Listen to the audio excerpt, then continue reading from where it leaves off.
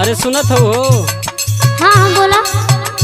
अरे हमार कपड़ा लस्ता कुल पैक कर दा, हमार वीजा आ गल, जाते विदेश। ए राजा जी बोला। कुछ दिन और रुक जाना। काहे हो, का कहल चाहत हो? सुना। सुनावा। जाया जिन विदेश राजा मर जबो कुहू पी के। जाया जिन विदेश राजा मर जबो कुहू पी के। मत जाया राजा जहाजिया से उड़ के।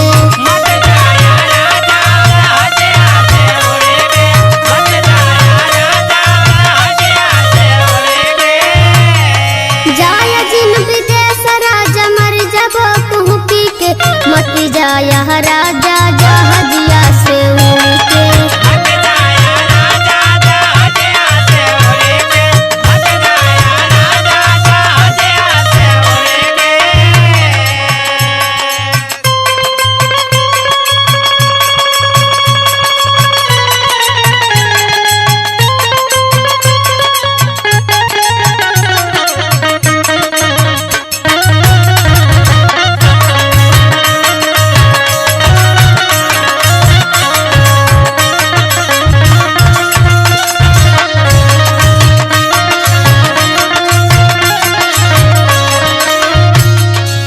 अरे पगली, तो के सोचे के चाहिए न, 10 रुपया घर में रही तो सब पूछी।